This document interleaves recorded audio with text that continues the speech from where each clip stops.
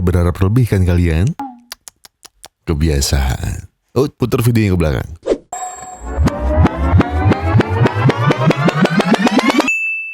Aduh, malah pensil Inul. Bukan yang itu, mbak sebelahnya, ya Allah. Mbak yang sedang berbinar-binar ini namanya Sa. Matanya begitu bersinar karena di acara reuni malam ini, dia kedatangan cinta masa sekolahnya. Om. Dulu saat masih bersekolah, Sa hanya bisa memandang Om bermain basket dari ruangan lab sekolah. Dia tak pernah berani karena dia sadar kalau mana mau siswa populer seperti Om, mau dengan siswa cupu sepertinya. Tapi karena ini tahun terakhir mereka bersekolah, Sa pun mulai mengumpulkan niat untuk mengutarakan cintanya pada Om. Tapi sayang, Om ditembak duluan oleh Pem, sama-sama teman satu sekolahnya.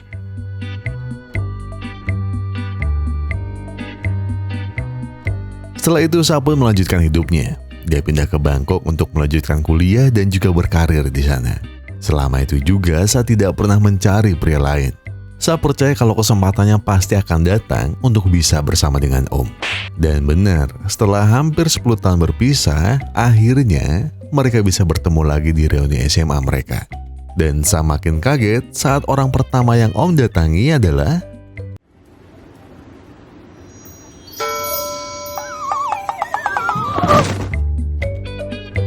semuanya seperti mimpi. Setelah pertemuan di reunian kemarin, hubungan Sa dan Om menjadi semakin dekat.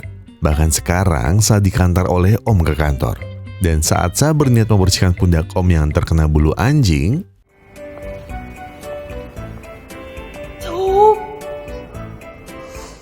dua pensil Inul ini malah menginterogasi teman kantornya yang terlihat kasmaran tersebut. Mereka berkata betapa hebatnya Sa. Baru kenalan semalam, paginya sudah melakukan tindakan tidak senonoh bersama. Sa hanya tersenyum melihat temannya berkata pasti Sa sudah menyelesaikan ciuman pertamanya. Karena mereka tahu, Sa ini anak yang pemalu dan polos sekali. Mereka pun mengingatkan kalau itu ciuman pertama Sa, bisa jadi Om adalah jodohnya selama ini. Karena selama 26 tahun, Sa terus menjaga hati dan juga bibirnya untuk Om seorang. Sa langsung bayangkan banyak adegan dewasa bersama Om. Seperti berantem karena listrik rumah sudah bunyi-bunyi, berdebat soal uang belanja yang kurang, sampai hubungan tidak mulus dengan mertua. Sebentar, ini kayaknya rumah tangga orang, bukan rumah tangga dia. Ya, intinya teman-temannya tidak tahu kalau Sa belum berciuman sama sekali dengan Om. Tapi di pikiran Sa, kalau nanti dia bisa berciuman dengan Om, pasti hidupnya akan lebih bahagia dan tentunya penuh cinta. Ya, namun ternyata yang mendapat ciuman pertama adalah pria ini, atau bocah ini tepatnya. Ini Bas, seorang pelajar SMA yang tanpa sengaja merenggut kesucian bibir Sa. Sa pun ngomel-ngomel karena Bas sudah merenggut ciuman pertamanya. Mendengar itu, Bas langsung tertawa dan mengatai Sa kalau bisa-bisanya seorang tante-tante sepertinya baru pertama kali ciuman di umurnya yang sudah tua.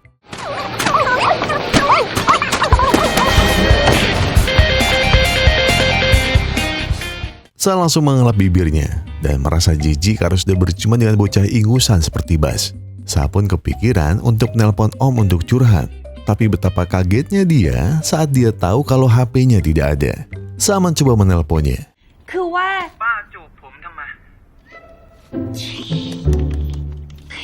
Sa pun langsung meledak ketika tahu yang membawa HP-nya adalah Bas.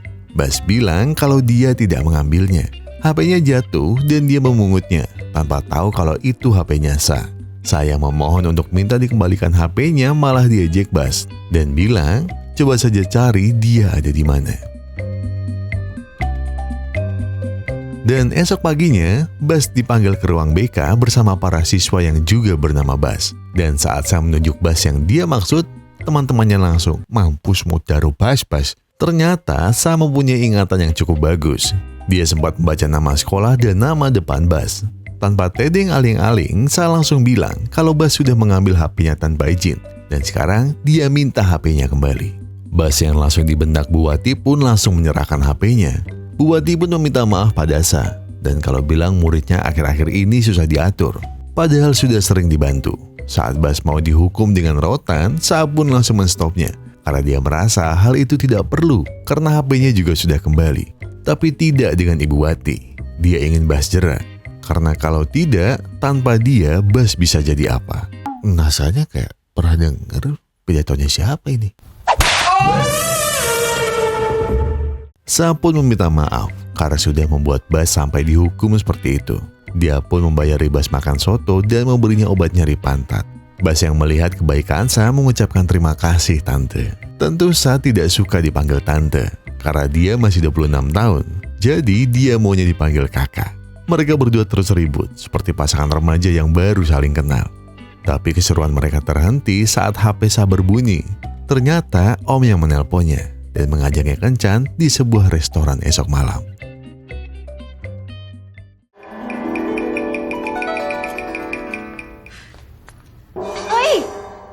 Saya yang ingin marah-marah ke Bas langsung berhenti karena banyak orang yang melihatnya. Saat Sa pergi, secara bersamaan, Om juga datang.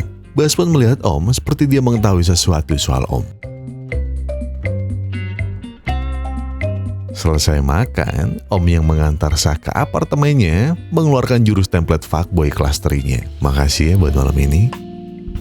Sebenarnya aku mau mampir, tapi ini udah agak malam. Jadi sebagai gantinya, พวงมาลัยไหมเพ่ sorry, kita ulang ya dek. ตกลงยอมพวงมาลัยเปล่า Karena suasana yang berubah awkward, jadi mereka berdua pun berpamitan dengan sopan. Saat Om pergi itulah Bas muncul, dan ternyata penjual yang mengganggu mereka adalah Bas. Sa jelas marah-marah karena Bas menggagalkan kegiatan orang dewasanya. Tak peduli dengan Sa yang marah-marah, Bas pun meminta Sa untuk berdandan yang cantik besok. Karena dia akan mengajaknya ke bioskop. Dan kalau Sa tidak mau, dia akan melaporkan Sa ke gurunya. Karena sudah menciumnya waktu itu. Esok paginya, Bas yang sudah ganteng pun kaget saat melihat kecantikan Sa yang seperti ibu-ibu ternyata. Bas yang bilang ada baiknya Sa berganti dandanan malah dicangkemi Sa yang bilang kalau ini dandanan paling cocok untuk jalan bersama bocil seperti Bas. Dan benar saja, Bas yang mengajak Sa ke mall langsung dapat ejekan dari ABG-ABG yang bilang kalau Sa terlihat seperti ibu-ibu yang nge-mall yang pergi nyari sepatu sekolah untuk anaknya. Bas pun hanya tertawa. Sa pun tidak mau berjalan-jalan lagi dan langsung meminta Bas mengajaknya ke bioskop. Dan saat sampai di sanalah, Bas menahan Sa dan bilang kalau ada sesuatu yang perlu Sa tonton sebelum mereka pergi menonton film. Betapa hancurnya hati Sa saat mengetahui kalau Om jalan dengan perempuan lain. Padahal mereka berdua sudah sangat dekat. Dan fakta yang lebih mencengangkan adalah perempuan yang Om bawa adalah Pem. Pacarnya masa sekolah dulu dan tidak lama lagi mereka berdua akan menikah. ตาซะเลย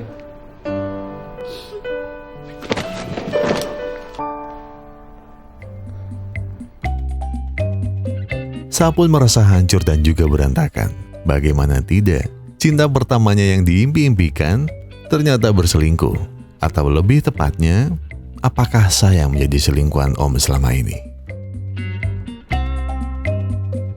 Teman-temannya pun mencoba menyemangati Sa dan bilang kalau masih banyak biji di laut. Apa toko bija-biji dasmu?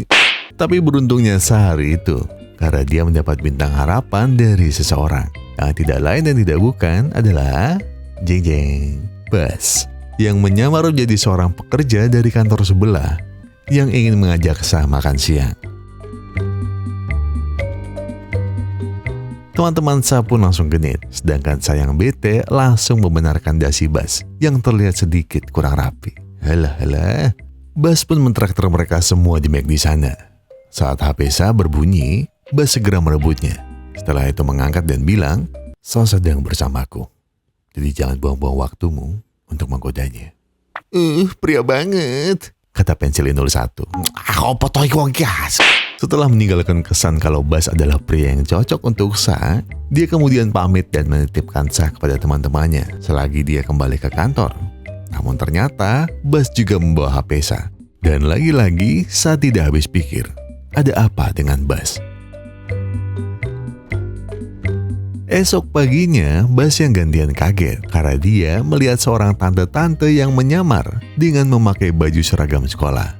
Dan itu adalah Sa. Teman-teman Bas pun langsung bertanya, siapa kakak cantik ini? Karena mereka belum pernah melihatnya di sekolah. Tidak mau teman-temannya mengetahui identitas Sa, Bas segera menarik Sa ke dalam sekolah karena Bu Wati juga sudah mulai cangkeman.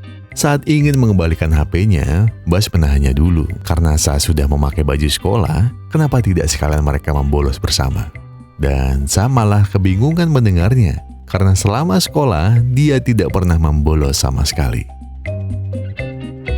Bas pun menggoda Sa, yang ternyata saat sekolah Sa seorang siswi cupu, tapi saat keduanya tiba-tiba menjadi agak intim, mereka berdua berlari, layaknya pasangan remaja di mabuk asmara. Sampai pada akhirnya mereka sampai di ruang lab. Bas tidak begitu suka di sana, karena tempat itu biasanya sepi. Dan Bas kalau mau bolos biasanya ke ruang musik.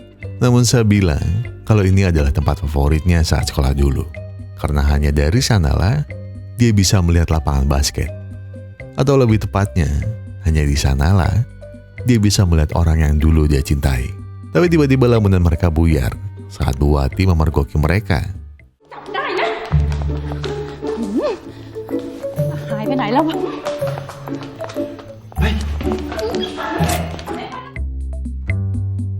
Akhirnya hari itu pun, untuk pertama kalinya, Sa merasakan bagaimana rasanya membolos. Sebuah kebebasan kecil yang dulu tidak pernah terpikir olehnya. Mungkin umurnya sudah terlambat untuk merasakannya. Tapi setidaknya dia diberi kesempatan untuk menebusnya. Dan yang lebih spesial lagi hari itu adalah Bas. Bas yang membuat hari itu spesial. Akhirnya untuk pertama kalinya Sa ditembak oleh seorang pria di sekolah. Mungkin Bas bukan pria impiannya, tapi Bas adalah pria yang sudah memenangkan hatinya. Seperti remaja yang sedang dimaju cinta. Setiap harinya terasa indah dan bahagia. Memberi kejutan, telepon semalam suntuk, kecup-kecup jarak jauh, makan bareng, sampai mengantar pelepasan kukang ke alam bebas. Semua terasa manis dan bahagia. Tadinya, karena setelah temannya tahu Sa berpacaran dengan anak SMA, mereka memberi peringatan keras. Tidak ada anak SMA di dunia ini yang serius dengan hubungannya. Belum lagi umur mereka yang terpaut sangat jauh. Sekarang umur Sa 26 tahun, sedangkan Bas 18 tahun. Jikalau saja Sa menunggu 10 tahun lagi, apa dia yakin kalau Bas masih mau menikahi perawan tua? Omongan teman-temannya itu pun benar-benar dipikir oleh Sa. Malamnya di halte bis, di tempat biasa mereka menunggu, Sa mengungkapkan kekhawatirannya soal hubungan mereka yang terpaut umur sangat jauh. Apa yang akan orang bilang tentang hubungan mereka? Apakah Bas tidak malu? Dan apakah Bas memang serius dengan hubungan ini? Bas kemudian menjawab seperti ini. Sa, kau tahu, dalam hidupku, aku terbiasa memilih segala sesuatunya sendiri. Hanya beberapa yang tak bisa aku pilih. Aku tidak bisa memilih kapan aku lahir. Tapi sekarang aku mau memilih. Untuk seumur hidupku, aku ingin bersamamu selamanya. Untuk setiap pagiku nanti, sebelum berangkat kerja, aku mau kau mengikatkan dasiku. Malam itu, Sa pun menangis. Sa tidak tahu ini keputusan yang tepat atau bukan. Ia hanya melihat harapan dari Bas. Sebuah harapan yang selama ini baginya hanyalah sebuah angan. Bahwa ada orang yang begitu mencintainya dan siap melakukan apa saja untuk membuktikan itu. Mungkin dalam hatinya, nikmat Tuhan mana lagi yang harus aku dustakan. Namun saat ke rumahnya, Sa kaget kalau ternyata Bas adalah anak seorang sultan. Dan sambutan pertama dari sang ayah adalah melihat anaknya keluyuran dan pulang malam, ditambah pulang membawa seorang wanita. Sang ayah marah-marah karena Bas tidak pernah mendengarkannya. Yang dia lakukan hanya ngeband. Dan lagi sang ayah tidak menyukai Sa dan segera menyuruh Bas untuk mengantarnya pulang. Di depan apartemen Sa, Bas pun bercerita kalau sebelumnya dia tidak pernah seperti ini dengan ayahnya. Namun semenjak sang ibu meninggal beberapa tahun lalu, ayahnya mulai bersikap aneh. Dia menjadi pemarah dan sering bawa pulang wanita berbeda-beda ke rumah. Maka dari itulah, dia tidak pernah betah di rumah. Melihat wajah saya yang khawatir, Bas pun bilang, wajar jika seorang laki-laki dipukul ayahnya ketika nakal. Jadi Sa tak perlu khawatir. Setelah itu, Bas pun pamit pulang. Tapi betapa kagetnya Sa saat melihat Bas tidur di depan lobi apartemennya. Tapi karena hal itu, akhirnya Bas bisa masuk ke kamar Sa. Jelas Sa tidak tega melihat Bas yang tidur di luar saat mengetahui kalau dirinya kabur dari rumah karena bertengkar hebat dengan ayahnya. Jadi akhirnya, Sa menawarkan Bas untuk tinggal di tempatnya sementara waktu. Tapi tenang, Bas tidurnya di bawah kok. Bahkan saat Bas punya kesempatan untuk cukurukuk, dengan gentlenya, Bas menyuruh Sa kembali ke kasurnya dan menyuruhnya tidur. Melihat sikap cool dan dewasa dari Bas, dengan percaya pun akhirnya Sa memberinya kunci serep apartemennya. Yang artinya, mulai sekarang mereka akan tinggal bersama. Tapi lagi-lagi, duo pensil Inul ini memperingatkan Sa. Mereka bilang kalau seharusnya Sa tidak segampang itu, karena hidup berdua tidak seindah yang Sa bayangkan. Belum pernah kan kebingungan karena dengar suara token listrik habis? Atau yang tadinya bisa beli nasi goreng sebungkus, sekarang harus 2 bungkus. Itu masih mending kalau keduanya sama-sama kerja. Sedangkan ini yang bekerja hanya Sa, dan Bas bahkan belum lulus sekolah. Tapi yang paling susah adalah memahami dunia masing-masing, yang benar-benar jauh berbeda.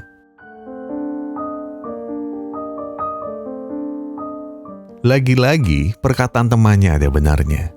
Daripada sepasang kekasih, mereka lebih terlihat seperti ibu dan anak, atau seorang kakak yang mengurusi adiknya yang bandel. Hal itu terbukti saat-saat curhat soal kerjaannya. Tidak ada satupun kata-kata Sa yang Bas mengerti.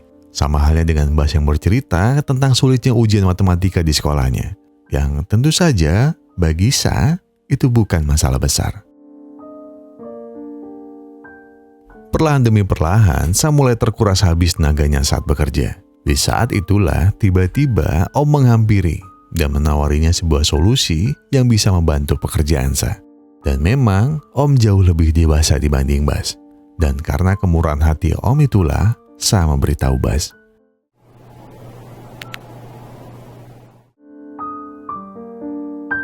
Maksud pesan Sa tadi sebenarnya ingin bertanya soal haruskah dia menerima bantuan dari Om atau tidak. Namun saat sampai di rumah, hanya kosong yang Sa dapati. Karena sekarang Bas pergi tinggal di tempat temannya. Yoga dan Yono pun bilang kalau Bas boleh saja tinggal di tempatnya. Tapi mereka minta tolong agar Bas segera menemui ayahnya.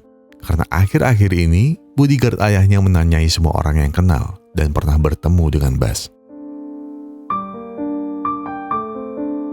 Esok paginya, Bas pun berusaha menemui Sa. Tapi hatinya remuk saat melihat Sa kembali dijemput oleh Om. Bahkan sekarang, Om sampai merangkulnya. Tapi dari kejauhan, dia melihat anak buah ayahnya datang menghampiri. Bas berkali-kali menelpon Sa, namun tidak dia angkat. Itu karena Sa lupa membawa HP-nya. Bas pun pergi ke kantor Sa dengan niatan untuk memperingati Sa soal anak buah ayahnya. Namun betapa kagetnya dia saat melihat Om di sana juga dan sedang mencari Sa. Om meminta tolong kepada dua pensil Inul ini untuk menyampaikan pesan bahwa dia akan mengadakan pesta di Bali selama 4 hari 3 malam bersama Sa. Jadi dia berharap mereka juga bisa ikut jika ada waktu senggang. Mendengar itu, Bas pun ikutan pergi tanpa berkata apa-apa. Tapi Bas gantian kaget saat mengetahui kalau Sa mengunjungi tempat latihan bandnya. Segera Bas mengusir Sa dan bilang kalau dia tidak suka dengan sikap Sa yang sok friendly ke semua orang. Sa menjelaskan kalau Om hanya membantunya, tidak lebih sama sekali. Tapi Bas tidak peduli, karena mana ada wanita yang dirangkul seorang pria, terus mengatakan kalau mereka hanya berteman.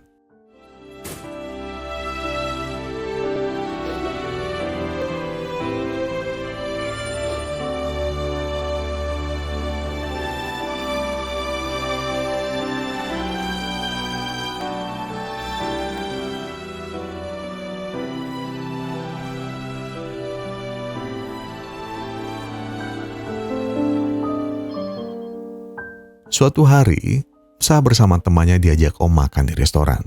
Dan betapa kagetnya mereka saat melihat Om membawa seorang anak. Dia pun menjelaskan kalau inilah urusan yang harus dia selesaikan dengan Pam. Tapi Sa tidak perlu khawatir, karena sekarang dia hanya bertanggung jawab merawat anak saja dan akan segera mengurus surat cerai dengan Pam. Setelah itu, Sa berkata begini, "Kau tahu Om, aku mencintaimu dan kau mencintaiku. Tapi itu kata-kata dari mulut kita. Percaya padaku Om. Sekarang mungkin kita merasa lebih bijak karena kita bersama orang yang kita anggap cocok dengan kita. Tapi sebenarnya yang terjadi tidak sesuai dengan hati kita. Om, aku berterima kasih. Karena ternyata kau juga mencintaiku dulu dan berusaha memperbaiki hal itu sekarang. Tapi Om, yang kita lakukan hanyalah mengikuti omongan orang banyak soal betapa kekalnya cinta pertama. Dan kita mencoba mewujudkan itu. Tapi kenyataannya, hatimu ada di Pam sekarang. Dan hatiku ada di Bas.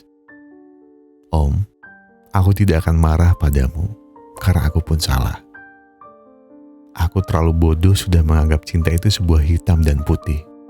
Padahal, cinta itu tidak hanya soal suka atau tidak, tapi juga pengertian, komunikasi, penerimaan, berbeda pendapat, bahkan perpisahan.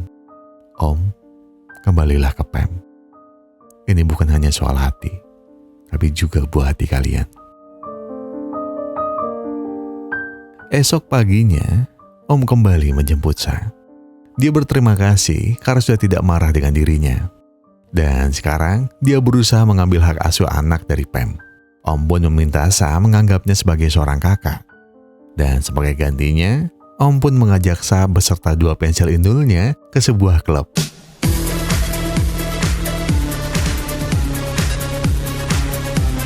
Entah ini klub atau marga satwa lebih tepatnya ya. Malam itu ternyata sebuah malam spesial. Karena di klub itu, mereka melelang sebuah ciuman dari seorang penyanyi tampan.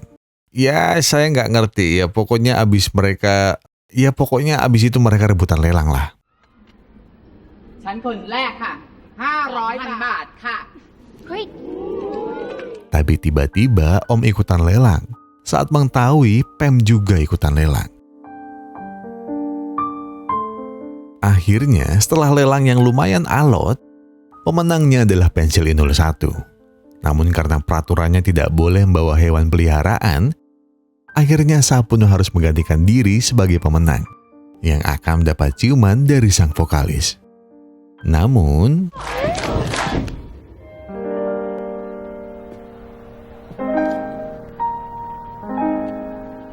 Sa yang kaget pun langsung ditinggal pergi oleh Bas. Saat ingin menyusulnya, Sa kaget melihat Bas sudah ditangkap Pam dan 2 anak buahnya. Saat mereka pergi itulah tiba-tiba Om muncul dan mencegat Sa mengikutinya. Setelah itu Om pun memberitahu Sa kalau pria yang dia kejar itu adalah anak dari Tuan Krieng Krai. Atau lebih tepatnya, ayahnya Bas adalah ayah asli dari bayi yang sedang dia urus kemarin. Ya, itu anaknya Pam dan bapaknya Bas. Setelah mendapat penjelasan dari Om, akhirnya Sa pun beranikan diri bertemu dengan ayah Bas untuk memohon agar hubungan mereka direstui dan Sa siap menjaga Bas sampai dia nanti lulus dan bisa bekerja. Tapi bukan sambutan hangat, justru Bas langsung memalingkan muka tanpa melihat Sa sedikit pun. Sampai Bas pergi dengan mobil ayahnya, Sa mencoba mengejarnya sekuat tenaga. Sampai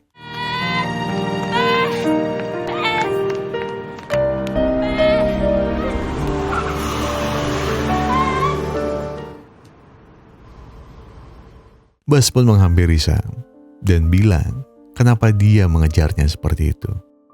Itu bisa membahayakan dirinya. Dan dengan menahan tangisnya, Sa bilang kalau dia selalu terngiang soal perkataan Bas yang ingin sekali di setiap harinya, setiap paginya, dirinya mengingatkan dasi untuk Bas. Dan Sa saat ingin melihat itu terjadi. Namun jawaban Bas,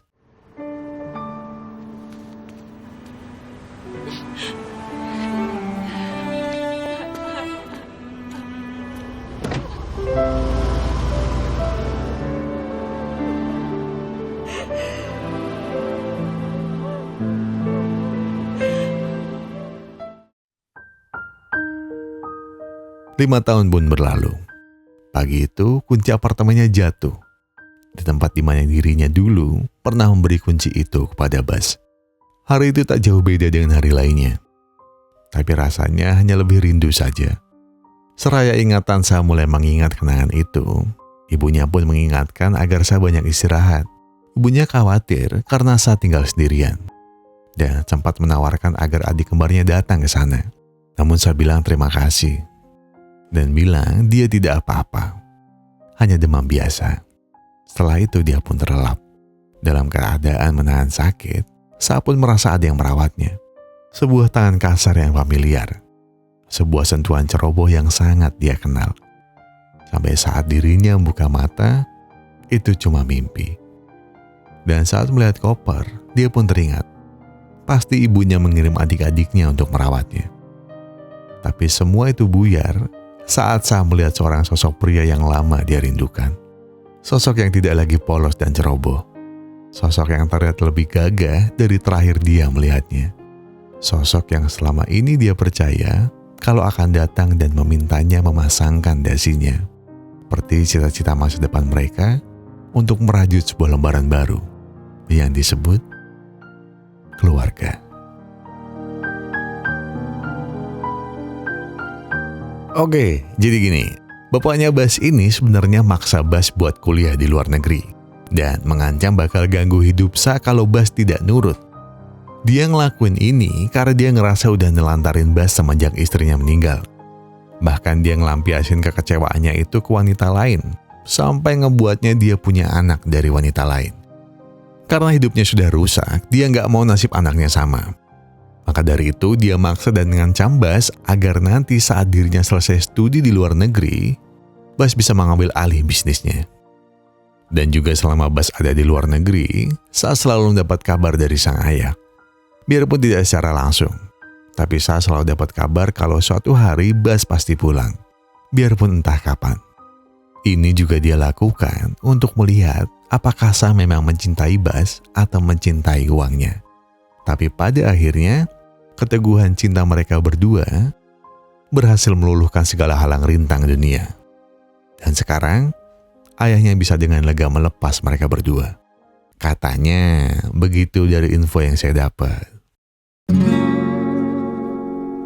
Baik, jadi siapa yang pernah suka sama kakak kelas? Kalau suka sama kakak tingkat?